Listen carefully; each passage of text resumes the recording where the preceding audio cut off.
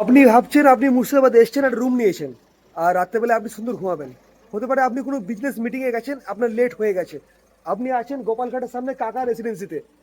দেখুন, এতগুলো লোক হোটেলের বাইরে বসে আছে শুধু গেটটা খোলার জন্য অপেক্ষায়। কমসে কম 50 বার ফোন করা হয়েছে, এই হোটেলের ম্যানেজার এখনো পর্যন্ত ঘুমিয়ে যাচ্ছে। যেখানে মালিক রেসপন্স করছে, তাকে ফোন করে যাচ্ছে, ও ফোন রিসিভ করছে না। এই জায়গায় এসে আপনি বলুন রুম নিয়েছেন কি জন্য?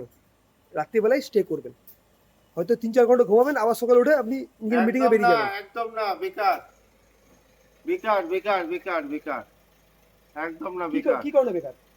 ও বাবা, এই বলা সত্ত্বেও এসি কোনো দরজা খুলছে না। কতক্ষণ ধরে বসে আছেন? বেকার। এক্স্যাক্টলি, এই মানুষগুলো অনেকক্ষণ ধরে বসে আছে। আমরা এখানে মানে বিগত 20 থেকে 25 মিনিট এখানে দাঁড়িয়ে আছি। এর থেকে কিন্তু বাস ম্যানেজারের স্ট্যান্ডের কোনো হোটেল অনেক রেসপন্স ভালো। নেই। মানে কি বিহেভিয়ার! এর থেকে বাস যে স্ট্যান্ডের মালিক হোটেল যেখানে অনেক ভালো। রেসপন্স করছে, তাহলে কাকা রেসিডেন্সিতে হোটেল নেওয়ার চেয়ে বাস স্ট্যান্ডে রাত্রি যাবেন অনেক বেটার। কেন? কি আপনার কাছে এটা নিশ্চিন্তি আপনি রুম নিয়ে পড়েও বাইরে আছেন। কাকা রেসিডেন্সির ঠিক সামনে গোপালঘাট দিয়ে সোজা যাবেন, এই সাইডে সামনে আছে হোটেল জয় আম্বে, যার সার্ভিস ভালো, সব কিছু ভালো। রাত্রিবেলা আপনি 2টোর সময় আসুন, 3টের সময় আসুন, কোনো অসুবিধা নেই। ওনার স্টাফ থাকবে, গেট খুলবে, আপনাকে এন্ট্রি দেবে।